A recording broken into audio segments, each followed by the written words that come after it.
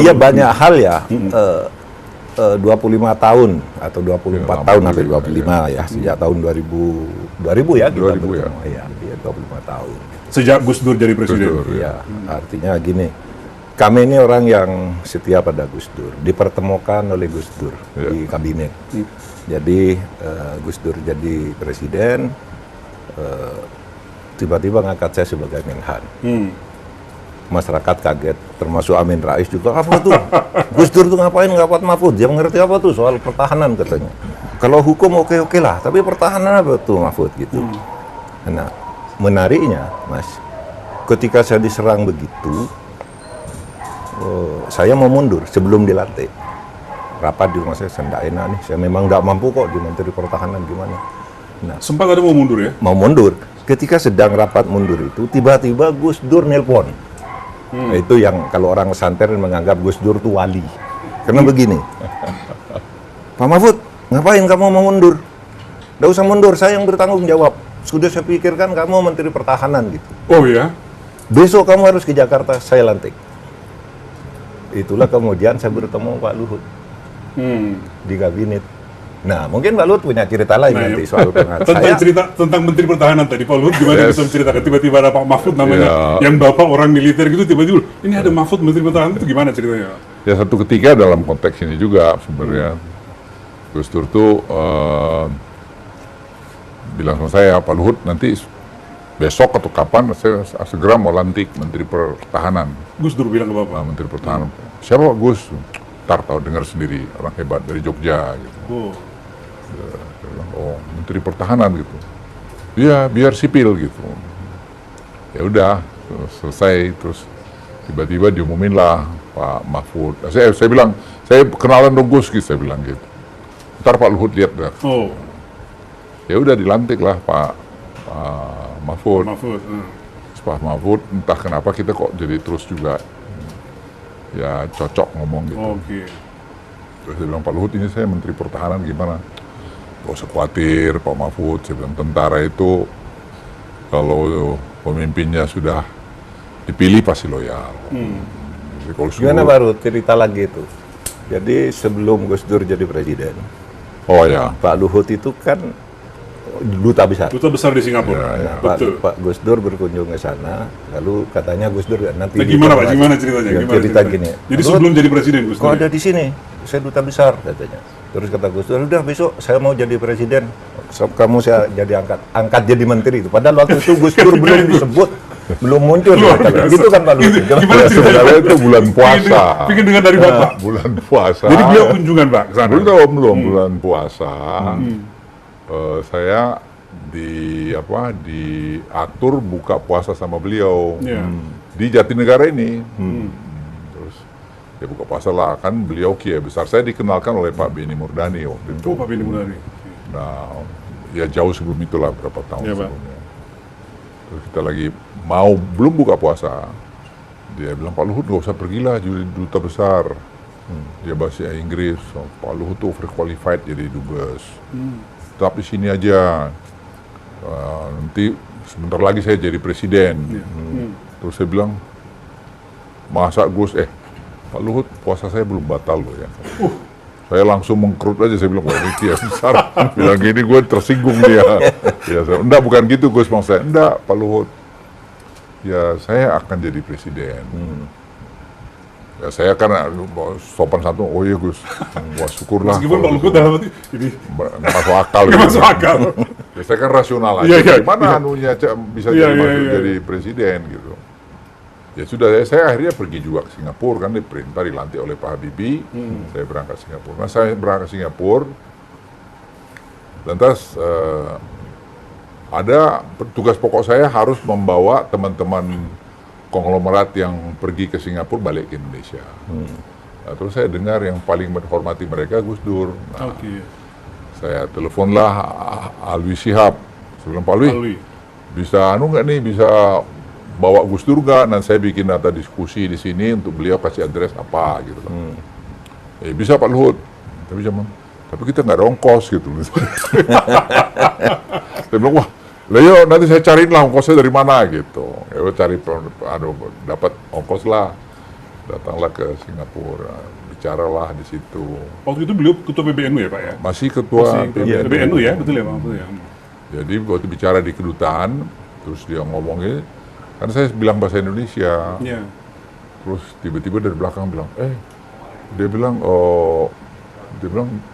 Gus Dur ya, kami nggak ngerti nih bahasanya, bisa nggak bahasa Inggris? Sambil gini dia bilang, ini my ambassador asked me to speak in bahasa, so let me speak in English, dia bilang gitu. Terus saya kan takut juga, kau ini bisa nggak bahasa Inggris? Atau Inggrisnya lebih bagus dari saya? Dia bahasa Inggris lah terus. Iya. Ya ini yang bikin saya shock itu. Dia bilang, kalian tahu nggak gitu, sebentar lagi saya jadi presiden gitu. Waktu Singapura ya. Singapura Luar itu biasa. di aulanya kedutaan kita. Aduh, saya udah pikir ini saya udah duta besar kan, mau sembunyi di mana saya? Saya menjadi duta besar. Jadi ini duta besar ini dia overqualified, jadi saya akan panggil pulang ke Indonesia jadi menteri gitu. Waduh, Kata Gus Dur nih Pak. Iya, jadi saya udah, waduh gimana ini gitu. Ya sudah, itulah cerita. Jadi terus satu ketika bulan Oktober saya kira itu ya, yang sidang umum. Iya. Oktober 2019 ya. 2009 ya. Agustus Pak kalau sidang. Oh, yang pemilihannya ya, bulan Oktober. Pemilihan. Kemudian saya lari, saya kan hobi lari, jadi lari saya 10 kilo waktu itu. Jadi hari itu sampai di pemilihan presiden, udah hitung, udah bicara Allahu Akbar menang Gus Dur kan. Terus ini kok bisa menang Gus Dur ini? Jadi presiden. Teringat waktu itu Pak. Saya terus ingat itu. Terus saya panggil istri saya, Mama, lihat mah, Gus Dur jadi presiden gitu. Kita sama-sama nggak percaya. Ya udahlah jadi presiden. Saya pikir ini nggak tahu apa dia ingat janjinya, nggak ingat lah gitu. Ya sudah. Terus saya teleponlah Alwi Shihab. Saya bilang sama Alwi Shihab, saya tulis di buku saya itu, Alwi, Gus Dur bawa itu pergi ke Pak Habibie untuk pamit baik-baik lah kemana gitu. Ini on the way ke sana Pak Luhut gitu, bisa bicara Gus Dur nih. Terus Pak Gus Dur bicara di sana. Saya dengar tuh dia, ya Pak Luhut saya jadi presiden kan. Luar biasa. Selamat Gus, saya bilang selamat. Aduh, saya tuh nggak kebayang ini beneran nggak ini gitu loh, presiden. Ya udah. Jadilah dia presiden, ya berapa waktu kemudian ya saya dipanggil dia jadi Menteri Perindustrian Perdagangan. Saya dengar Bapak menolak dulu untuk... Saya nolak 3 kali, ada Alwi di situ, Pak Alwi. Bilang, Pak Luhut lupain aja jadi tentara, karena dia janji, dia bilang saya jadi Kasat, setelah Kasat Panglima TNI, beresin tuh TNI, supaya lebih bagus gitu. Saya bilang, aduh Gus, dalam hati saya kan udah kesal nggak jadi orang lain dilantik, saya nggak dilantik. Tapi sekarang jadi memperindak, yang saya nggak tahu binatang apa ini yang perindak ini gitu. Saya bilang, Gus, kalau boleh saya nggak ngerti, jangan panggil saya, Pak Presiden, saya bilang, jangan panggil saya Presiden, panggil Gus Dur aja gitu. Aduh, mohon maaf Pak Presiden, gitu. Saya nggak ngerti tuh perindak itu apa. Gitu. Enggak, Pak Luhut bisa. Udah Pak Luhut nanti saya lantik minggu depan ya, gitu. Saya bilang, apalagi ini barang mau memperindak, namanya saya belum tahu perindustrian perdagangan itu, baru belakangan memperindak gitu ya. Karena sebelumnya mungkin dipisah Pak ya, Menteri Perindustrian dan Menteri Perdagangan ya. Jadi satu sekarang. Ya udah, saya akhirnya dilantik. Sampai ada pertanyaan dari waktu saya datang ke kantor memperindak itu, tanya sama dirjen-dirjennya, Pak Menteri, visinya apa di sini katanya? Apa itu visinya? Gue bilang, nggak tahu saya bilang. Nanti kalian susunin aja. Bapak jawab gitu aja. Ya, nanti kalian susun visinya gimana, saya pelajarin. Ya udah, itulah visinya, saya bilang. Karena saya nggak ngerti. Iya. Tapi saya pembelajar waktu, ya saya belajar cepat lah. Gitu. Orang militer memimpin sipil. Saya orang sipil memimpin militer. Pengalaman unik, ringan tapi. Gini, ketika saya jadi Menhan itu kan yang pimpinnya jenderal-jenderal kan, termasuk Panglima TNI, Kasat-Kasau gitu. Dan pejabat eselon 1 saja bintang 3, bintang 2 kan. Iya, bintang 3, iya eselon 1 Pak ya. Nah, ketika saya mengganti, karena pergantian pimpinan itu kan cari orang yang cocok berdasar saran presiden. Kita saya mengganti sekjen, dirjen, semualah saya masukkan pejabat sipil ke sana. Itu gampang sekali. ketika saya manggil sekjen, itu Pak, saya mau ganti ini gitu. Mereka tidak membantah. Siap Bapak, apakah saya salah? Tidak ada salah, ini pergantian. Siap, laksanakan tugas. Terima kasih. Ini dirjen, selesai. sekjen, Pak. Sekjennya Pak Sekjen, Sugiono. oh. Dirjen yang saya ganti sepanggil begitu juga. Siap Bapak, laksanakan tugas. Gitu. Nah, baliknya ini, Menperindak mengganti 4 orang dirjennya. Sipil yang dipimpin, Sipil yang dipimpin. militer, mimpin sipil, mengganti 4 dirjennya. Digugat ke PT UN. Kalah pula saya lagi. Kalah pula. Kalah, Pak. Kalah di pengadilan. Jadi semua yang dilantik sipil itu semua memperkarakan, Pak. Ya itulah ya karena menurut saya Luar ya biasa. memang dari dulu masalah hukum ini Ya. ya Pak Mahfud lah teman yang sudah memang jadi isu yang harus dibereskan sampai hari ini juga menurut saya. Ya. Masalah Tapi sebelum hukum. masuk ke sana, Pak, ini kita bisa bicara agak panjang, Pak. Ini pakai ada permainan dulu nih, Pak Luhut, Pak Mahfud nih. Ada 4 kartu, ya, yang nanti Pak Luhut dan Pak Mahfud pilih. Dari situ kita akan mulai kita bicara tentang apa. Monggo Pak Luhut dulu, Pak. Dari dulu. Silakan ya. Ya ini. Coba apa, Pak? Oh, Gus Dur. Kita bicara tentang kalau gitu, Pak. Saya lanjut ke Gus Dur. Apa yang menurut Pak Luhut istimewa dari Gus Dur sehingga ketika Pak Luhut maupun Pak Mahfud, ini juga buat Pak Mahfud nanti, menjabat itu sungguh-sungguh menjadi pejabat yang bertanggung jawab, ikhlas, sampai kepada era Gus Dur turun pun Anda berdua masih menemani. Monggo, Pak. Ya saya kan memperindak tuh. Setelah Ya. memperindak itu ada conference di Korea Selatan. Korea Selatan. Kalau nggak keliru APEC atau G20 atau apa ya, bukan G20 kali ya, konferensi internasional. Jadi saya sebagai memperindak harus memberikan masukan kepada presiden. Saya bilang sama staf saya, bikin masukan jangan banyak-banyak, kan presiden nggak bisa baca, saya bilang. Jadi kasih yang gampang diingat gitu. Tapi saya yang paling takut namanya, kan address presiden partung apa gitu kan, nanti Iya. salah pula, Salah sebut, Pak, ya. salah sebut kan gitu. Acara kenegaraan lagi. Nah, tapi Iya. saya baru tahu betul Gus Dur itu memang sangat tajam ingatannya. Saya brief lah beliau 3 item yang saya 1, 2, 3, tidak mau banyak-banyak, 3 cukup lah. Saya pikir ada asal disampaikan gitu. Ya, terus beliau, ya Gus, jadi nanti yang pertama nanti Gus ya gini saya. Iya. Terus sampai mau jalan saya masih ingatin lagi sambil gitu-gitu beliau kan. Terus nama presidennya ini Pak apa gitu. Pidato lah dia, aku di bawah udah 4 aja, ini gimana salah namanya. Dia nama address presidennya tuh pas. Oh. Terus semua itu dia baca sejarah lagi mengenai soal ekonomi waktu itu. Terus setelah selesai saya tanya, Gus, kok tadi hafal nama presidennya? Pak Luhut, kalau itu gampang. Kalau sini pasti ada park. Kalau nggak park Chung-hee atau park apa. gitu ya. Jadi Park saya atau ingat Lee gitu. satu aja Pak Atoli, itu aja. Jadi aku aja nggak terpikir ke sana.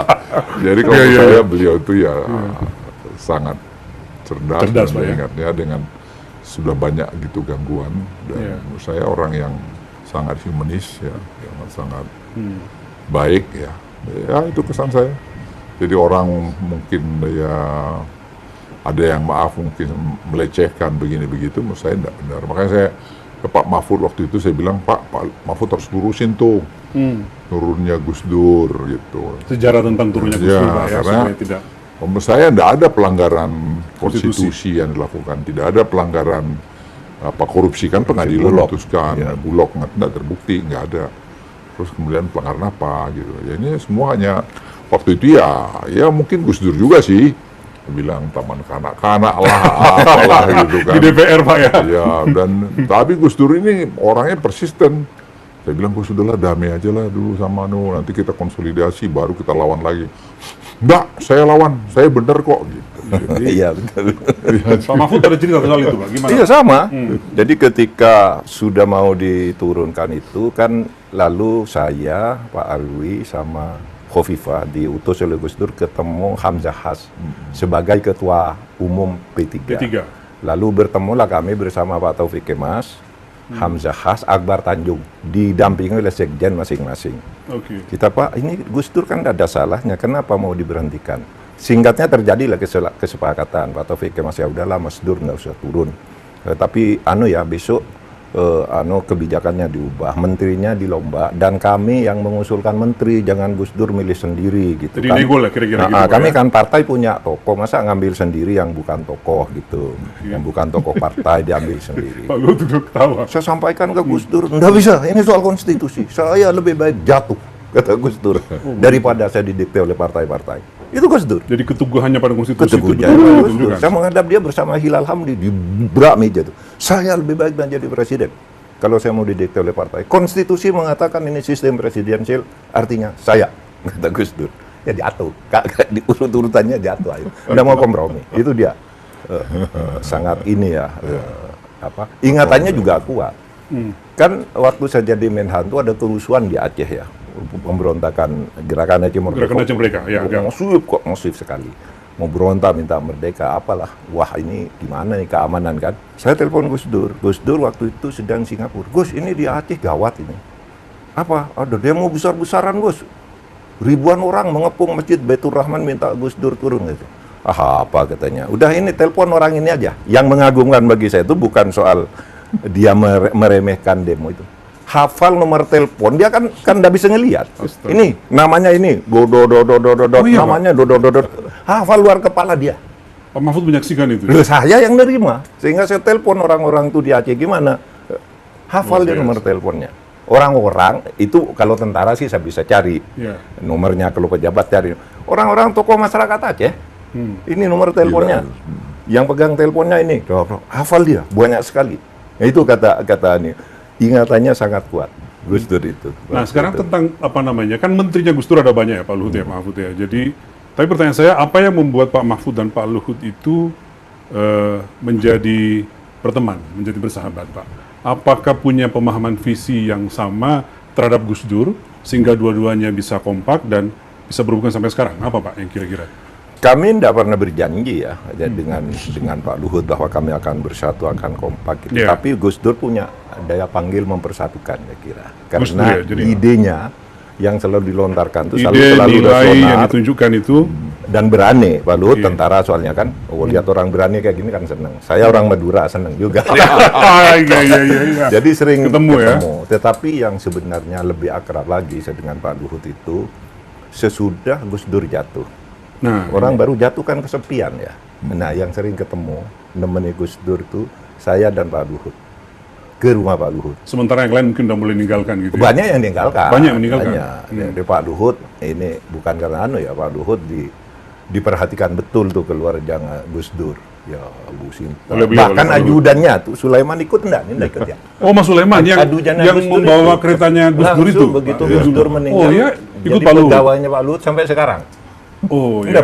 Enggak merhatikan ijazah apa-apa, pokoknya mau kerja sama Mas Sulaiman, ingat saya Pak. Ingat kan? Yang selalu membawa kursi ke ininya Gus Dur. Ya sangat kepada keluarga Gus Dur lah. Kalau saya cerita ke Pak Luhut, ya terima kasih kita dibesarkan oleh Gus Dur kayak gitu ceritanya. Saya juga sama kan, diangkat secara tiba-tiba dan dengan tulus tanpa nego-nego uang, tanpa apa gitu, langsung ditunjuk pokoknya kamu di situ gitu. Ketika ditanya saya tugas apa Gus? Loh, saya juga nggak tahu, kata Gus Dur. Saya juga nggak tahu, kamu kan profesor, masa tanya ke saya, katanya. Loh Gus, saya nggak punya pengalaman di sini. Loh, saya juga jadi presiden nggak punya pengalaman. ketika itu jadul langsung ke top gitu aja kok repot gitu ya. Ya Pak Luhut ya. Jadi Pak Luhut ada tawaran untuk meninggalkan Gus Dur. Ya, ada ya Gimana, sama Pak? seperti Pak Mahfud, tapi saya bilang ya sama yang bersangkutan, saya bilang yang ngangkat saya kan Gus Dur gitu. Iya. Dan yang naikin pangkat saya Gus Dur. Nah, yang beri kesempatan saya ini semua jadi terhormat kan Gus Dur. Masa nanti saya tulis di buku saya kok itu. Kapalnya ini mau karam begini, saya loncat dari kapalnya. Nanti orang bilang apa sama anak cucu saya? Kakekmu tuh nggak tahu budi, nggak tahu kesetiaan, taunya mau enak aja gitu. Jadi saya bilang enggak, saya enggak akan meninggalkan Gus Dur. Biarlah sama-sama karam, nggak apa-apa lah gitu. Pak Luhut bilang gitu. Ya, terus ini yang senior saya juga. Dia bilang, tapi Hud begini, saya bilang, nggak apa-apa lah Bang, saya bilang. Ya, kalau karam, tapi saya bayangin Bang, nanti orang-orang bilang ke anak cucu saya, kakek kamu tuh rumahnya pengkhianat itu, hanya tahu mau enak aja gitu. Kan nggak bagus gitu. Dan saya kan prajurit Kopassus. Iya. Jadi masa saya keadaan yang begini saya tinggalkan atasan saya. Kan sampai hari ini atasan saya masih. Ya, kan baru dia diturunkan besoknya. Ya. Jadi sebenarnya seperti ini pembelajaran saya terus terang sedih. Beliau turunkan karena saya pikir apa sih salahnya gitu, karena proses diturunkan itu kayak Pak Mahfud juga suka ketemu, saya juga bicara dan juga bujuk Gus Dur supaya mau kompromi lah sama DPR itu gitu. Apa itu taman kanak-kanak Pak Luhut? Pokoknya enggak, saya nggak mau, saya presiden gitu. Nggak mau, kita lawan gitu loh. Dilawan. Wah, saya bilang sih, janganlah Gus gitu ya, tapi ya itulah cerita. Berani meninggalkan gelanggang, sungguh pun konstitusi, lebih mengamankan konstitusi Pak ya. Ya akhirnya beliau turun ya, tapi saya tetap setia pada ya Gus Dur sebagai bekas atasan saya. Setelah itu saya pikir kan si Sulaiman itu kan yang megang tasnya Ya, Gus Dur segala betul. Betul, yang dampingi, yang Ya, dorong. jadi kan saya tanya Sulaiman, ya kan saya tanya sama Man, Gus Dur ada uangnya nggak ada? Pak Menteri nggak ada lagi uangnya, tinggal 20 juta atau berapa gitu. Jadi gimana? Ya nggak ada gitu loh. Luar biasa. Jadi orang bilang apa Gus Dur, ya mungkin ada orang ngasih dia duit, tapi dia nggak tahu dia kasih karena betul itu. Saya kira ada ngasih duit, tapi dia bilang, Pak Luhut, ini kan yang datang ke saya banyak nih kiai-kiai kampung. Lah itu kan kalau di budaya kami kan mesti disangonin pulang gitu. Ya, disitulah saya tahu budaya ini kan budaya ini. Betul. Budaya dalam konteks jangan dilihat dari sisi negatif, bisa aja dilihat sisi negatif. Tapi saya pikir budaya kebersamaan yang dikasih juga enggak, ya banyak-banyak ya memang ya budayanya aja. Ongkos pulang dari kiai-kiai kampung. Bisyarah namanya Pak itu Pak. Kalau di NU namanya bisyarah. Bisyarah. Kalau ketemu ngasih Melihat. gitu. Iya, Itu jadi dia bukan bilang ini budaya di anu Pak. Makanya saya kalau saya pergi ke NU kemana-mana ya saya selalu begitu, Selalu ada, ya? selalu. Makanya saya ketangkap juga waktu padahal saya ngasih sama Yang almarhum. ada videonya itu ya Pak? Ya, tapi saya Jadi sebenarnya Bangkalan ya. Bangkalan. Padahal nggak ada maksud apa-apa, terus saya sampai dipanggil Bawaslu gara-gara itu. Aduh. Tapi saya ketawa aja, udahlah niatnya. Jadi biasa anu aja. Pak, judul segmen kita bicara ini tentang Gus Dur ini adalah persahabatan dan kesetiakawanan yang dipertemukan dan dibangun melalui perkenalan dengan Gus Dur. Jadi Gus Dur yang mempersatukan Mahfud MD dan Luhut Binsar Panjaitan. Kita lanjut Pak yang lain berikutnya. Pak Mahfud silakan berikutnya Pak. Gus Dur tadi udah ya. Saya ngambil terdekat. Ya. Telo. Pak Luhut Luhut ketawa. tahu Telo enggak Pak? Luhut? Tahu lah. Tentang, Pak. Telo. Jadi begini, Telo ini, Gimana Pak? Ya, Telo ini punya kesan yang bagus. Iya. Dengan saya, Pak Luhut dan Gus Dur. Jadi saya kalau ketemu Gus Dur itu di rumah Pak Luhut, pasti digorengkan telo yang sangat gurih, singkong bersama Singkong goreng pisang yang tidak penyek gitu, tapi agak Renyah sedikit gitu ya, Pak, ya? renyah dan enak sekali. Setiap saya ke sana ini telo dan pisang goreng ini di rumah Pak Luhut. Jadi sajian utama ketika berkunjung ya. Sajian Sampai utama. hari ini tuh saya Sampai hari ini, Pak. Sampai hari ini 2 hari lalu ya. Terakhir Jadi- Bapak ke tempat beliau Pak? kapan? 3 hari lalu. 3 hari lalu. Saya ke sana. Jadi saya memang musim-musim politik sejak Pilpres itu saya kirim pesan ke Pak Luhut. Pak Luhut, saya kangen ingin ketemu tapi nunggu dulu ya habis pelantikan presiden. Dia bilang. Nanti dikira saya mau ngomong apa, mau lobby apa gitu. Oke. Nah, Pak Luhut menjawab, apa urusan politik, udah kesini aja. Kita ini kan kawan, nggak ada tuh. Tapi saya Orang nggak mau curiga biarin aja curiga gitu. saya Ini nggak datang, persahabatan baru kok ya. 3 hari lalu saya datang ke Pak Luhut. oke. Iya, ini telo. Nah ini tuh, ini apa yang tunjukin dulu? Coba masukin. Sama goreng Ini kira-kira pisang. seperti ini nggak bayangannya nih? Nggak Pak, beda ya? Wah, lebih bagus tempat Pak Luhut. Tapi jenisnya ini cuma lebih laut Pak Luhut. Jadi begini, yang saya tanya ke Pak Luhut, Gus Dur juga tanya, kok enak sekali nih Pak Luhut, siapa? Oh jadi sejak zaman Gus Dur memang Zaman udah Gus suka? Dur, di zaman Gus Dur. Oh, oke. Sajian utama Muslim Abdul Rahman ya. Ya. Kalau kami kumpul ke Wah, Gus itu Dur, sama saya Muslim Muslim Abdul lagi. Rahman, Muslim Abdul Rahman, Yene gitu. Iya. Dan kadang-kala ada beberapa tambahan, tapi itu yang pokok kalau ketemu gitu. Dikasih ini, kok enak Pak Luhut? Oh, iya ini anu Pak, Gus, pembantu saya yang masak. Sudah 30 tahun lebih ikut saya ketika Pak Waktu saya itu, jadi Dandim di mana Pak? Ya, di daerah di Jawa ya, Tengah ya. gitu. Ini ikut saya dan udah kalau masak gini kerasan di sini saya juga masakannya cocok. Dan kalau masakan gini dia yang selalu buat. Pembantu Pak Luhut. Nah itu namanya apa? Mbak Sur. Mbak Sur. Mbak Sur, Tahu oke. nggak, Mas, Mbak Sur ini. Iya, gimana ceritanya Pak? Berita kemarin ya, ketika Pak Luhut jadi Marinvest, saya Menko Polhukam, kan Iya. itu dimuat berita. Pelepasan Mbak Sur sebagai pembantu Pak Luhut. Pelepasan. Dilepas resmi oleh keluarganya, anak-anaknya Pak Luhut cium tangan semua. Setelah berapa tahun Pak? Ya, Tahun 34 tahun lah ya. Oh, ya. Tahun 2022. Dilepas. Waktu dengan Pak Luhut, Luar dengan biasa. Gus Dur itu baru diberhentikan, 2000 itu baru sekian belas tahun kali ya. Nah sekarang udah 37 tahun. Dilepas oleh keluarganya Pak Pak Luhut. Luhut. Dan anak-anaknya Pak Luhut cium tangan mengucapkan terima kasih. Orang ini mengabdi kepada saya. Gitu sementara keluarganya sendiri sudah lama menunggu, dia pensiun oleh Pak Luhut. Dan dinaikkan haji. Pak Luhut orang Kristen tapi dia disuruh Luar naik biasa. Pak Luhut. Naik Itu. haji Pak berarti. Ya, Dia naik haji kan Pak? haji. Iya. Mbak Sur. Nah, itu namanya Mbak Sur yang masak gini nih. Iya, iya. Dan itu si Sulaiman suka telepon kalau Gus mau datang. Dia bilang, Pak Luhut, Gus Dur tanya, ada pisang gorengnya gak sama singkongnya? Sama singkongnya. Gitu. Udah beres, tenang aja gitu. Jadi Gus Dur ya suka ini, tapi juga suka makan enak juga. Makanya gulanya terus. Segala macam makan Pak ya. Itu juga jadi Ini masalah. pembukanya. Ya ini suka marah ngingatin saya tuh. Iya. Pak jangan bikin yang enak-enak tuh makan Gus Dur. Nah ya sudahlah. Ya, Gus Dur sama Mas Muslim almarhum ya sama Pak Mahfud lah Iya. kita. Iya. Yang Mas Muslim. Tapi begini juga ini yang ya agak mengharukan, agak membanggakan juga. Sesudah saya jadi menteri berhenti kan, saya ikut PKB. Ya. Saya ikut PKB itu kan harus berhenti sebagai PNS, pegawai negeri sipil. Seharusnya kan karena Gus Dur minta saya, ya saya minta pensiun dini, lalu saya ikut Gus Dur. Nah Pak Luhut tuh tanya, tiap minggu saya akan dari Jogja Jakarta. Pak Luhut tanya, Pak Mahfud, kamu gimana biayanya? Luar biasa. Lah iya Pak, saya kan masih ngajar meskipun bukan PNS, kan guru besar tuh masih ngajar kemana. Masih cukup Pak, dan saya punya gaji yang cukup. Enggak cukup kamu. Tiap bulan saya dikirimi uang sama dia.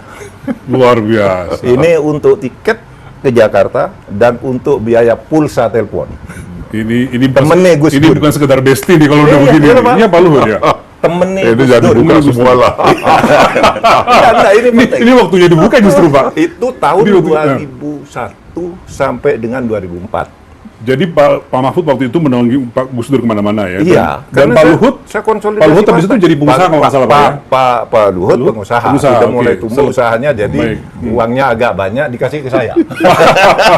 Saya tahu lah Pak Mahfud tuh nggak ada uangnya ini katanya. Dikasih tiket tiap minggu saya pulang pergi Jakarta sama pulsa telepon. HP waktu itu belum ada kayak sekarang, belum smartphone. Waktu itu HP biasa yang SMS lah Jadul, ya. jadul. Pak Luhut apa yang menyebabkan Bapak cinta Ntar dulu, banget ntar sama- dulu. Oh, belum. Silakan Pak, lanjut dulu Pak Mahfud. Saya berhenti Saya mau tahun- nanya itu nanti ke Pak Luhut. Tahun 2004, saya jadi anggota DPR. Saya telepon Pak Luhut, saya sekarang anggota DPR. Ya. Menurut undang-undang saya tidak boleh menerima uang di luar gaji, termasuk dari Pak Luhut. Lu mengapa katanya? Saya kan tidak urusan suap menyuap katanya Pak Luhut. Ini teman. Mengapa? Nggak bisa, ini undang-undangnya. Berhenti waktu itu ngasih. Tapi tahun 2006, 2 tahun sesudah saya jadi anggota DPR, Pak Luhut telepon, Pak Mahfud, kamu tuh kok saya lihat kamu sering kemana-mana, ke Medan, ke Makassar, kemana, uangnya dari mana? Kamu anggota DPR gajinya kan sedikit katanya. Nah, iya Pak, saya ngajarkan dikasih tiket Pak. Wah itu enggak cukup itu. Saya tahu di DPR tuh banyak orang main uang, kamu sendiri yang enggak mau katanya. Saya mau bantu kan, enggak bisa Pak. Saya bilang, enggak boleh, ini undang-undangnya. Terus gimana caranya saya bantu kamu? Loh, kalau saya bekerja resmi di perusahaan, mesti saya bisa dapat Kata Pak Mahfud. Iya, Hmm. terus Pak Luhut Pak Luhut. membentuk perusahaan namanya PT Bangun Bejana ya. Waduh luar biasa. Saya jadi komisarisnya. Dibuat perusahaan supaya Pak Mahfud tidak menyalahi Entah itu. membuat, entah membeli perusahaan orang, tapi saya diangkat komisaris, Pak Luhut Demi ngangkat bestinya sebagai- dapat bisa diberikan Agar saya kebulanan. bisa diberi Luar bantuan. biasa. Itu bulan November tahun 2006. Oh, masih ingat Pak Masih Mahfud? ingat ya, masih ingat. Masih ada akta notarisnya. Sudah diantar akta notaris, saya komisaris utama. Ya saya tiap bulan rapat lah, karena kerja kan. Dan yang nganteri uang kepada saya atau ngirim lewat bank itu si Mbak Uli. Yang sekarang Uli ketua putrinya beliau. Kartika Persit ya, ketua istri Iya, ini Mbak Uli. istrinya Pak Maruli. Iya, Istrinya iya, Pak iya, Maruli. iya, iya, Itu iya. yang Pak Mahfud uangnya sudah ditransfer. Pak Mahfud, Wah, ayo luar makan biasa. bersama nih gajinya gitu. Tiap Jadi bulan. Pak Luhut dan anak-anaknya berarti yang Iya, yang care. iya Pak. Lalu gini, kalau rapat kan biasa ceplas, Pak. Kamu jangan main-main ya. Pak Mahfud nih, saudara saya, gajinya jangan telat gitu. Jadi ingatkan gitu, Pak Luhut. Pak Luhut ini bukan sekedar persahabatan, Pak. Ini bukan sekedar pertemanan. Ini Satu lagi. Nah, apa lagi, Pak? Sesudah. Saya nunggu Pak Luhut nanti menjelaskan. Iya, nanti itu jelas. kenapa begitu cintanya ke Pak Mahfud? Ya. Sesudah itu kan saya jadi ketua MK. Ya. Saya telepon Pak Luhut, Pak. Sekarang saya tidak boleh menerima uang meskipun saya di perusahaan tidak boleh kalau hakim MK. Kalau Udah jadi DPR hakim boleh. MK ya. Ya.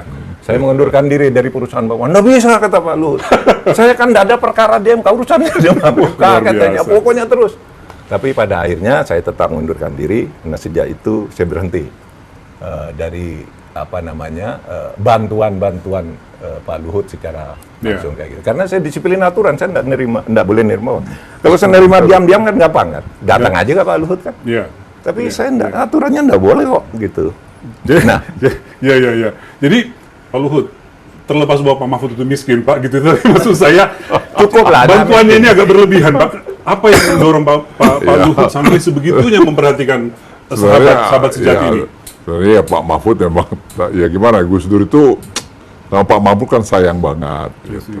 Dan saya merasa kami sering bersama-sama juga dengan Gus Dur ya saya waktu itu perusahaan saya kan bagus banget ya. Ya, setelah Jadi, Bapak Dani ya, menjadi bisnis berhenti, jadi ya saya nggak miskin juga kalau ngasih duit segitu dalam hati saya, kalau ya bagi-bagi aja. Jadi itu saya selalu bilang sama anak-anak saya juga, kita tuh kalau bisa berbagi bahagia dengan orang lain, jadi jangan kita mau nikmatin sendiri.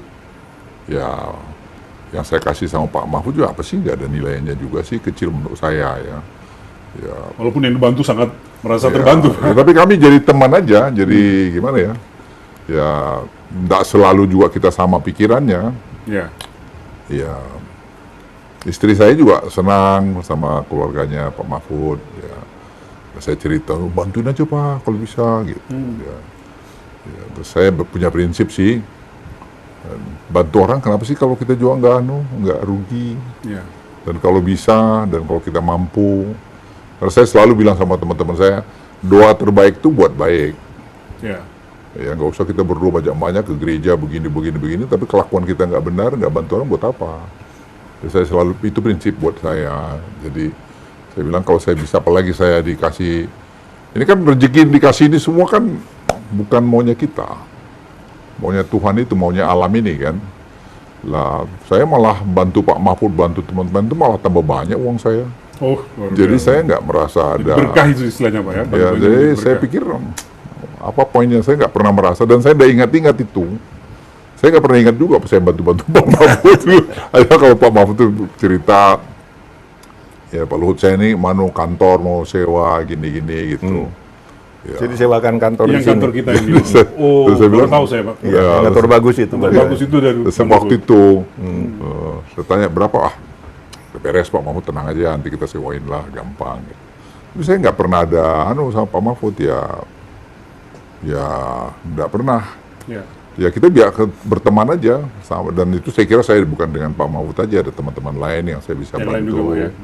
Ya kadang-kadang banyak kan yang kita tuh kadang-kadang nggak bersyukur ya, bahwa kita tuh dikasih sehat, dikasih rezeki banyak, bawa sharing gitu sama orang lain yang susah, kan banyak teman kita yang susah. Iya, iya. Ya, Waktu jadi- itu ya Pak, itu para jenderal-jenderal pensiunan yang Senior-seniornya setengah Pak nganggur Mahfud, itu Pak Luhut.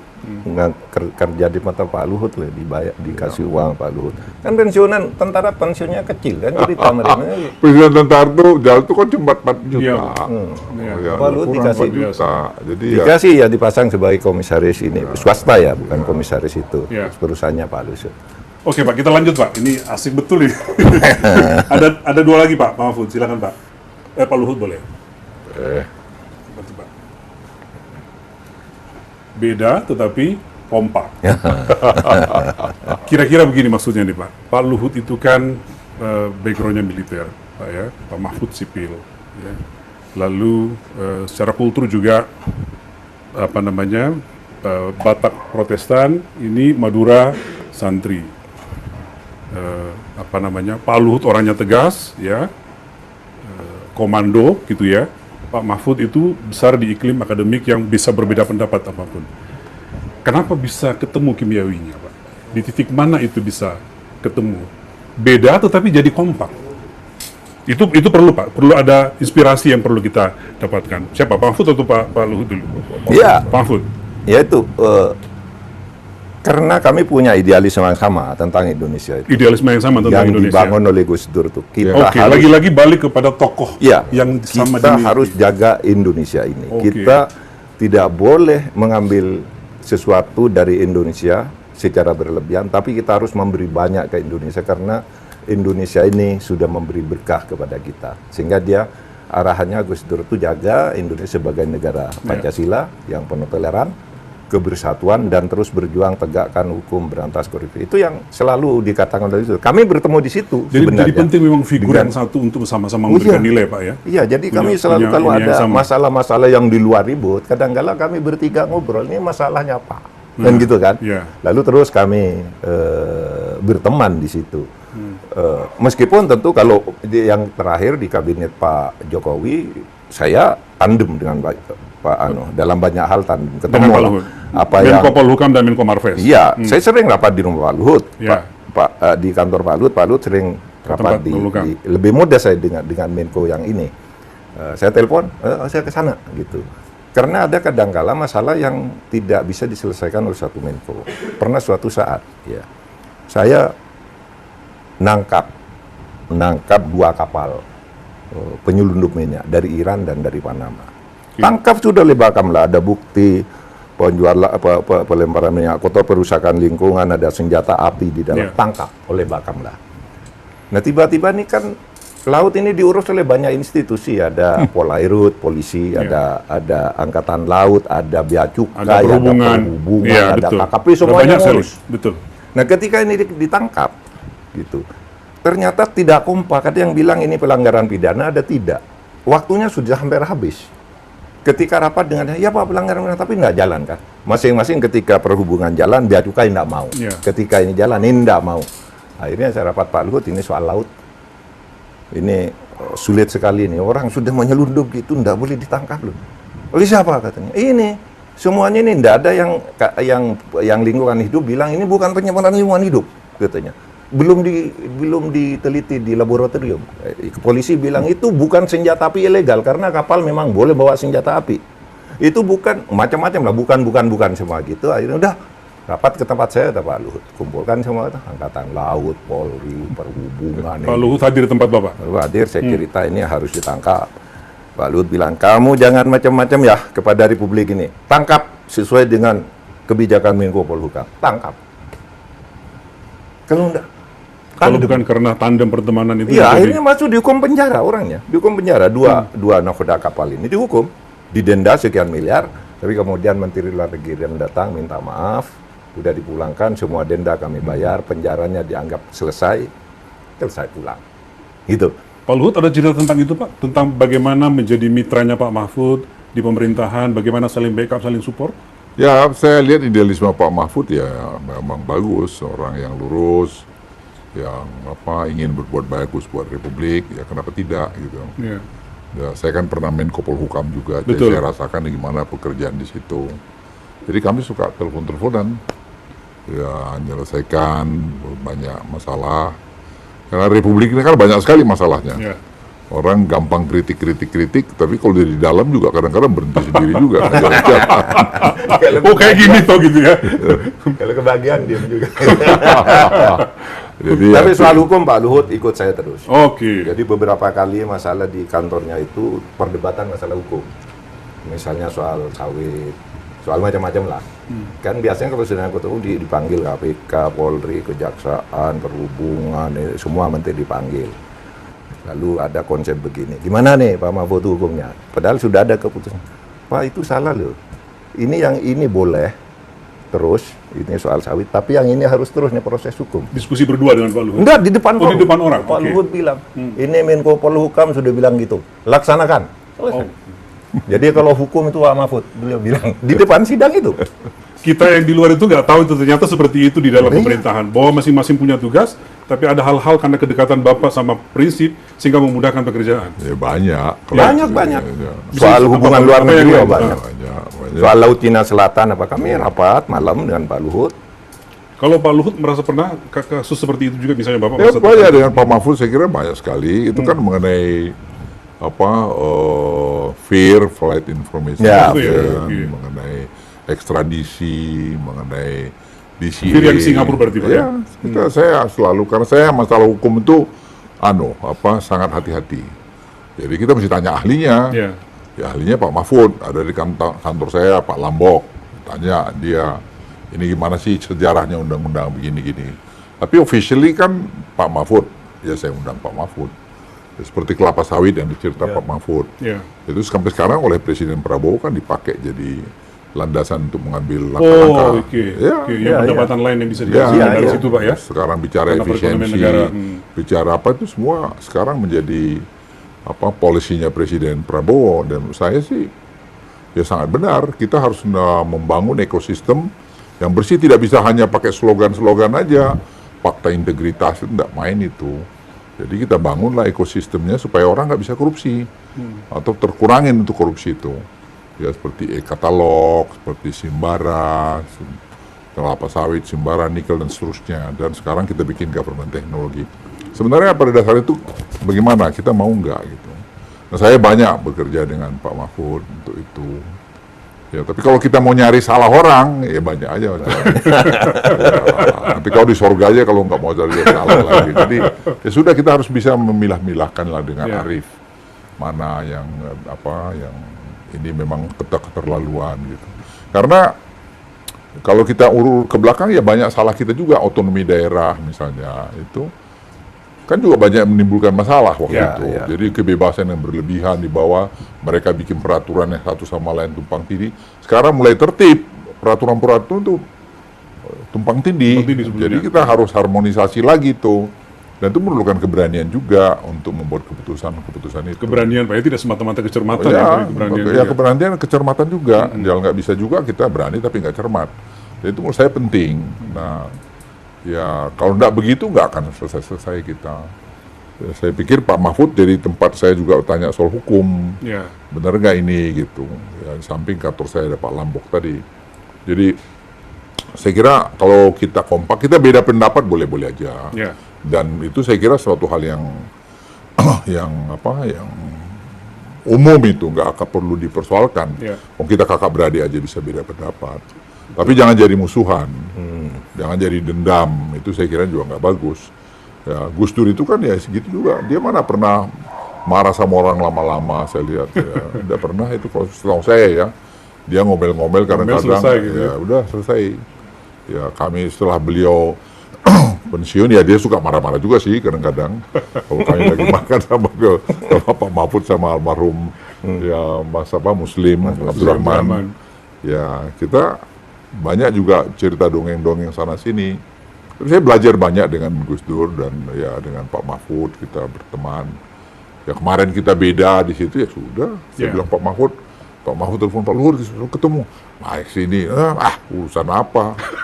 Ya, kita kan teman ya. Kemarin kita beda ya sudahlah. Ya, soal beda kan, pernah kan Pak Mahfud dan Pak Luhut itu mungkin tidak dalam satu perahu politik gitu. Nah, saya dengar pernah cerita waktu itu ketika Pak Luhut di dalam pemerintahan, Pak Mahfud di luar pemerintahan, Pak Luhut datang, menurut cerita yang saya dengar dari Pak Mahfud, menawarkan jabatan penting Menko Polhukam kepada Pak Mahfud. Gimana ceritanya Pak Mahfud? Jadi waktu itu habis Pak Prabowo, saya kan dulu kan pendukung Pak Prabowo, ketua timnya, tim sesnya Pak Prabowo. Terpilih kemudian Pak Jokowi. Ya. Nah sesudah itu saya menjalin lagi hubungan Pak Luhut, ini sudah pemilu udah selesai, yuk kita ketemu. Lanjut lagi ya, pertemanan. waktu itu masih bicara ringan-ringan gitu, Pak Mahfud bantulah pemerintahan ini waktu itu. Tapi enggak lah Pak Luhut, saya kan kurang etis. Sudah itu, sudah beliau di dalam KSP itu panggil saya. Itu berarti awal-awal periodenya Pak Jokowi. Awal periode ya? kira-kira baru 8 bulan gitu. 8 bulan Pak Jokowi. Kayaknya Presiden mau mengganti Menko Polhukam. Ketika itu Menko Polhukamnya Pak Tejo ini. Ya. Untuk lebih efektif. Ini diskusi-diskusi kami calonnya Pak Mahfud dan Pak Fahrul Razi yang sudah disebut di dalam timnya Pak Luhut yang akan disampaikan ke Presiden Jokowi itu. Saya bilang, Pak Luhut, saya ini kan ketua timnya Pak Prabowo, masa saya ke situ? Enggak lah, sebaiknya yang lain dulu gitu. Ya tentu saya tidak tahu apakah dengan Pak Jokowi sudah dibicarakan waktu itu, tapi biasanya kalau sudah lewat Pak Luhut, lewat Pak Pratikno itu kan A1 itu. Waktu itu kan. Saya bilang, barang jadi sudah itu ya, tinggal menunggu kesediaan Pak Mahfud aja. Saya enggak lah, saya terus. Habis itu Pak Luhut, beberapa saat, kamu enggak mau jabatan itu, Pak Luhut, waktu itu ya, yang kemudian jadi Menko-nya Pak Luhut, dari KSP pindah ke sana. Kamu enggak mau jabatan itu, kamu jadi komisaris ya, katanya. Luar biasa. Tawaran lain lagi datang. Saya enggak tahu apa komisaris di tempat Pak Luhut, apa di BUMN, tapi beliau powerful saat itu. Kamu jadi komisaris lah, milih kamu jadi komisaris apa? Pak Luhut, saya ini bukan pengusaha, nanti malah saya jadi komisarisnya kacau, katanya. Iya.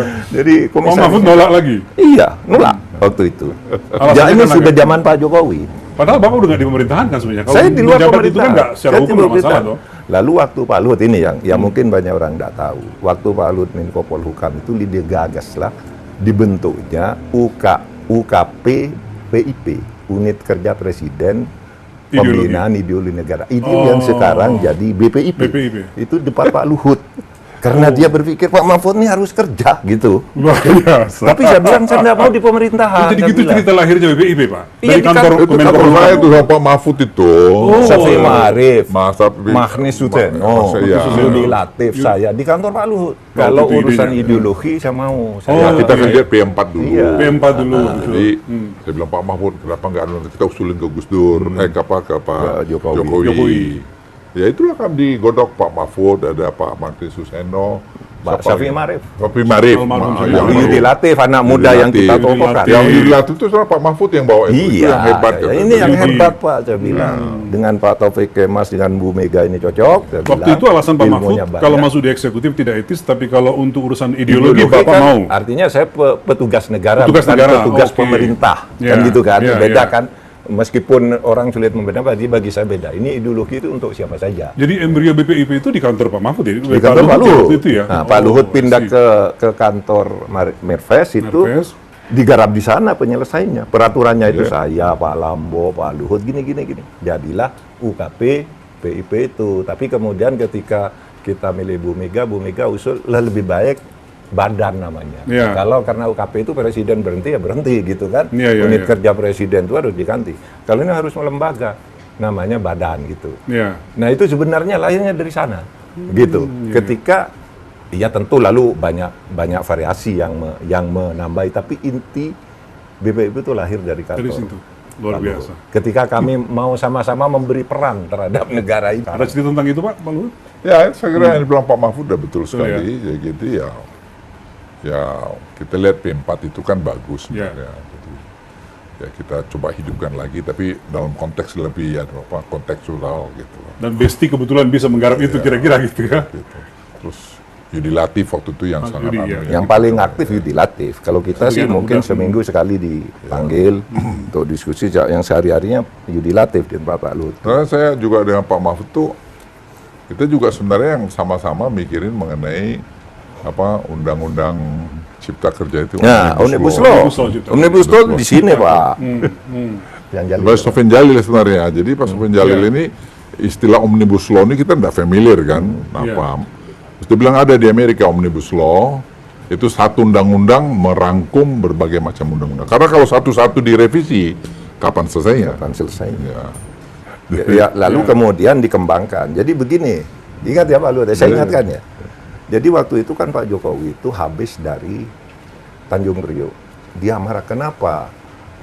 Dwelling time Kok lama sekali, sampai 8 hari, 7 hari.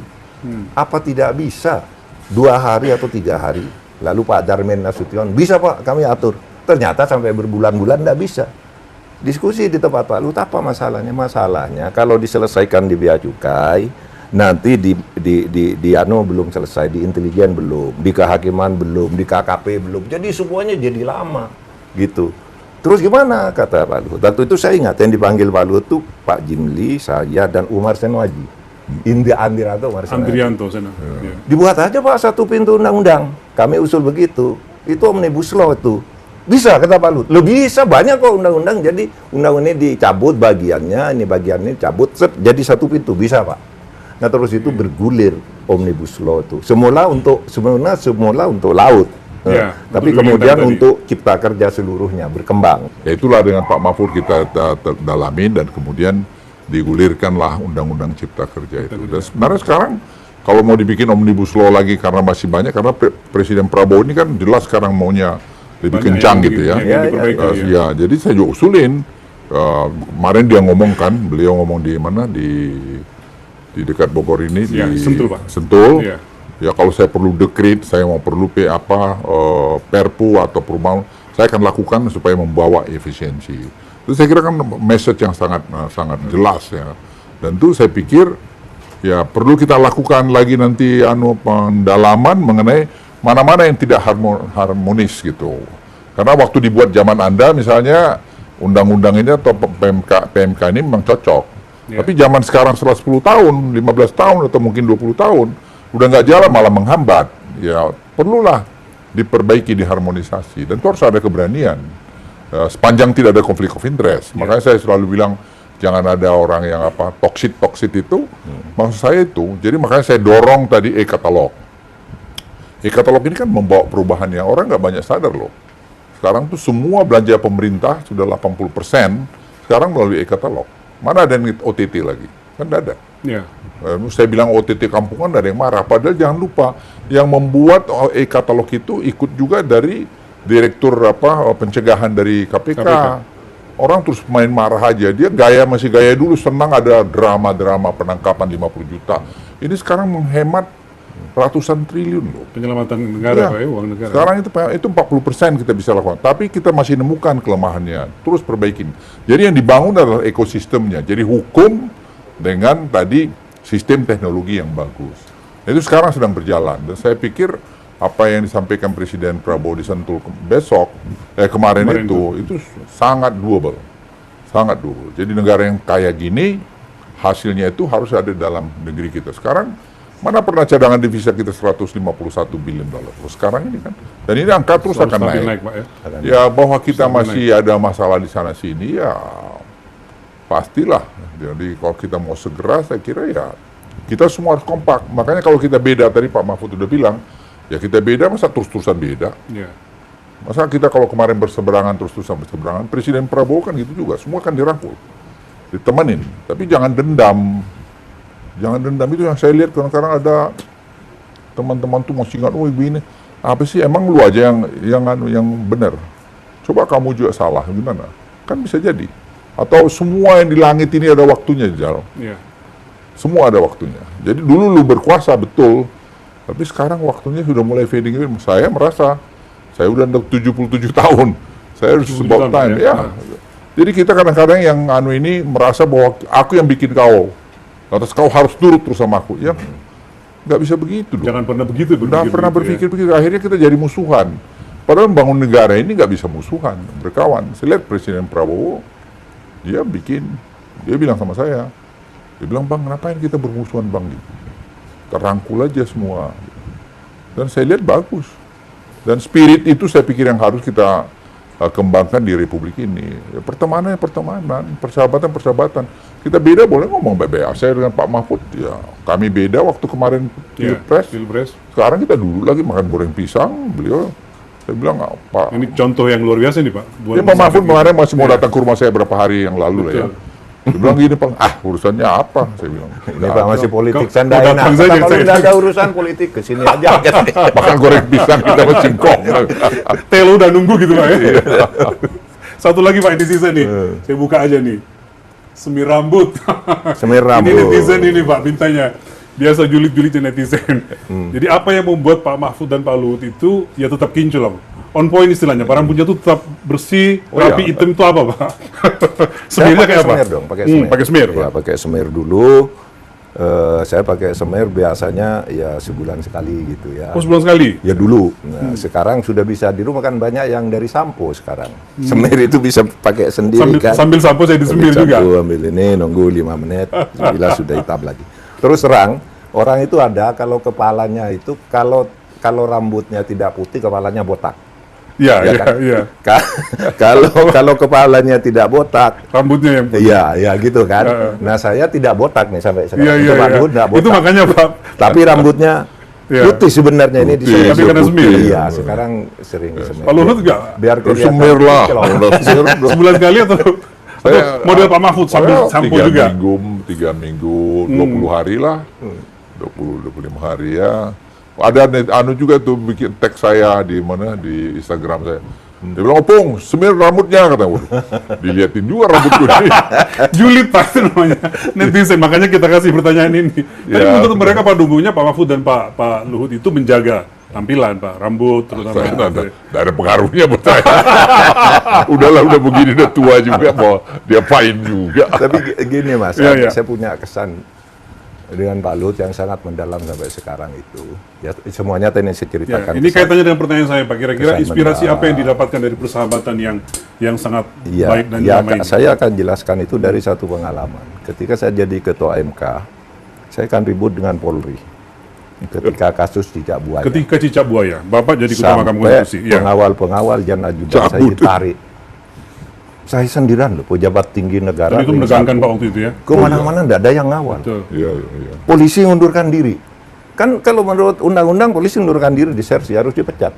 Tapi tidak dipecat. Mereka mengundurkan diri rame-rame sebagai pengawal saya, sebagai penjaga rumah, penjaga kantor. Pergi 12 orang.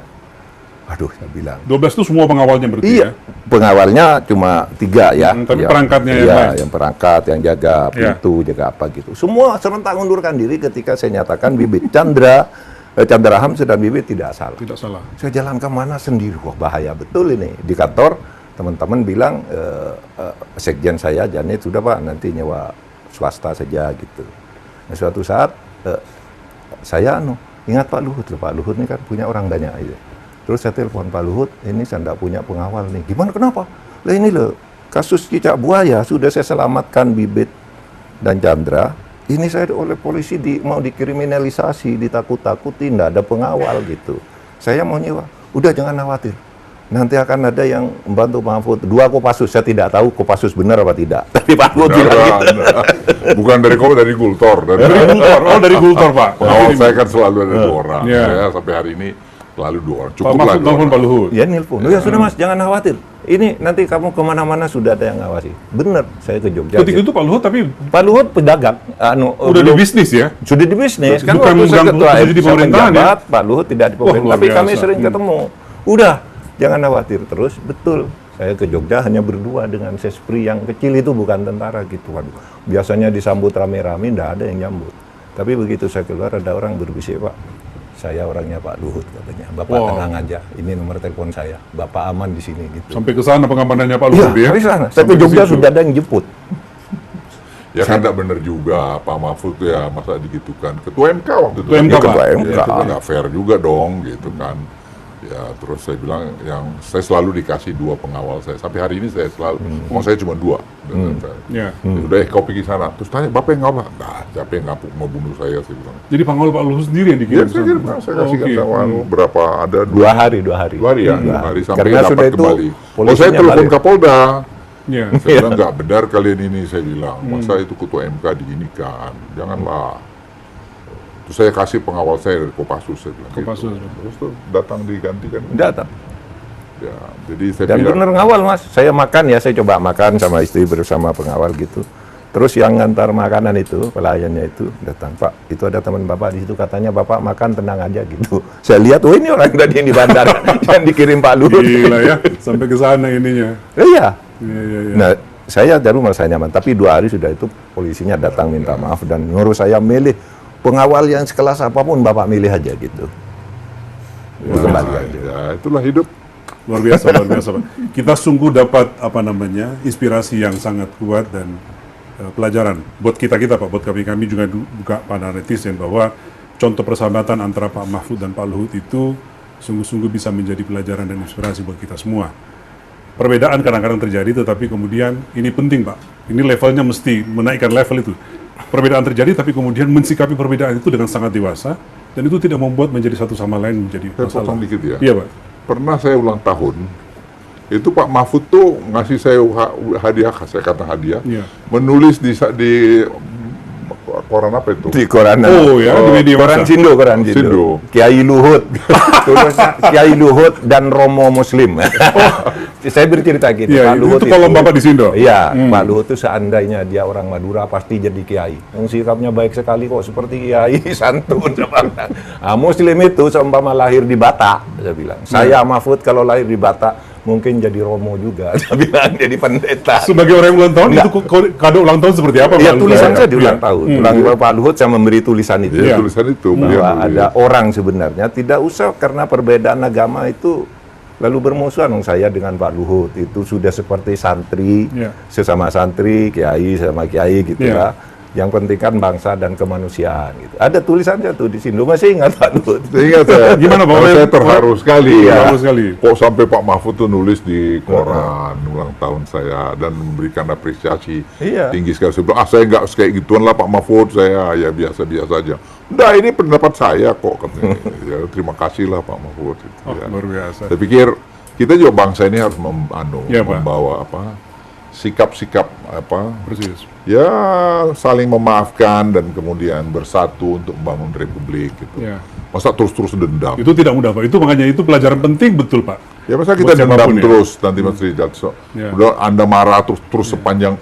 Ya kamu sakit sendiri nanti kalau dendam terus. Ya betul. Ya, saya enggak pernah. Saya marah ya. Ya nggak suka bisa aja manusia, tapi jangan dibawa lama-lama. Sebagai penutup, Pak, saya ingin Pak Luhut dan Pak Mahfud menyebutkan 3 kata untuk menggambarkan Pak Luhut, dan Pak Luhut menggambarkan 3 kata untuk Pak Mahfud. Saya mulai dengan Pak Mahfud dulu. 3 kata untuk Pak Luhut. Loyal, Loyal, disiplin, disiplin, bersahabat. bersahabat. Loyal, disiplin, bersahabat.